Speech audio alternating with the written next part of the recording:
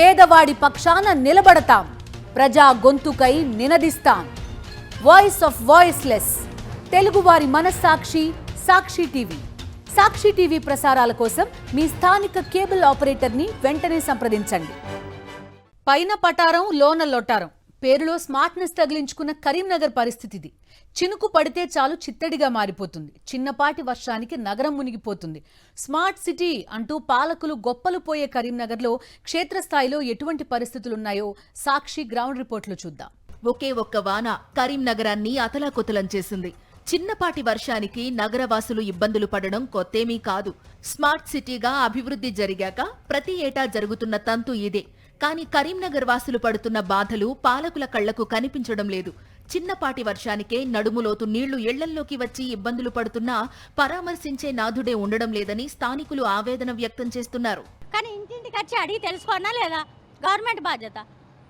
మనుషులు ఎట్లా పోయినా ఏం కాదు, రోడ్ల పని చచ్చిపోయినా ఏం కాదు, మునిగిపోయినా ఏం కాదు. కానీ ఇళ్ళల్లో మంచిగా ఉన్నోళ్ళు, పెద్ద పెద్ద జాబులు ఉన్నోళ్ళు మంచిగా ఉంటారు. ఇళ్ళల్లో మునిగిపోని ఇంకా లోపలి దాకా వచ్చి చూసుకోన్నా లేదా? సందులో మొత్తం ఆ నీళ్ళని టచ్చి ఆ ఒర్ర పక్క పొంటే అన్ని వచ్చి దోవలు గీవలు మొత్తం లాటరీ నీళ్లు మళ్ళా లాటరీ నుంచే వచ్చినాయి రివర్సు. ఆ గోడల సందుల నుంచి వచ్చి అన్ని మొత్తం ఖరాబ్ అయిపోయినాయి. కరీంనగర్ నడిబొడ్డున తెలంగాణ చౌక్ పక్కన ఉన్న మంకమ్మ తోటలో నిర్మించిన డ్రైనేజ్ కెనాల్ ను విస్తరించకపోవడంతో చిన్నపాటి వర్షానికే డ్రైనేజీ నీళ్లతో కాలనీలు నడుంలోతు వరకు నీళ్లతో నిండిపోతున్నాయి. 3 రాష్ట్ర మంత్రులు, 1 కేంద్ర మంత్రి, కలెక్టర్, సిపి, ఉన్నతాధికారులంతా ఇక్కడే ఉంటున్నా సమస్యకు పరిష్కారం మాత్రం చూపించడం లేదంటూ ఆగ్రహం వ్యక్తం చేస్తున్నారు. వాళ్ళు ఏం చెప్పట్లేదు, చూస్తున్నారు, వెళ్తున్నారు తప్ప ఇప్పటివరకు అయితే పరిష్కారం అయితే లేదు. ఇక్కడే ఉంటాం, ఇదే ఇల్లు.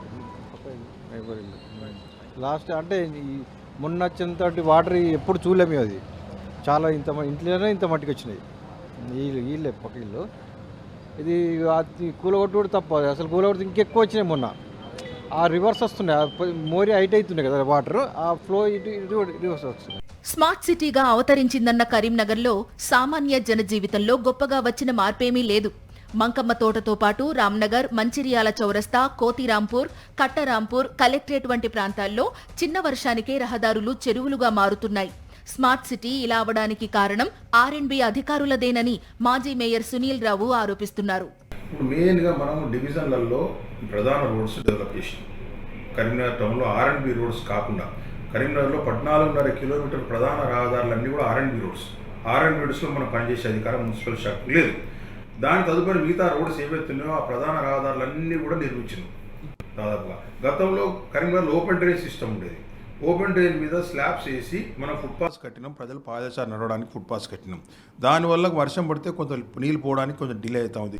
డ్రైనేజ్ కెనాల్ ను విస్తరిస్తే తప్ప నగరంలోని పరిస్థితి మారదని అంటున్నారు స్థానికులు. ఆ కెనాల్ ఏదైతున్నదో దాన్ని లోతు చేసి, డ్రైనేజ్ లోతు చేసి ఇప్పుడు పెద్ద పెద్ద ప్రాజెక్టులు కడుతున్నారు కదా సార్. అయ్యో, అటువంటి దాన్ని పెద్ద ఇది ఇష్యూ కాదు. లోతు చేసి దాన్ని డెప్త్ లోతు చేసి ఓవర్ ఫ్లో అయ్యేటట్టు చేస్తే ఈ నీళ్లు రావు, వచ్చిన వాటర్ వచ్చినట్టు వెళ్ళిపోతాయి.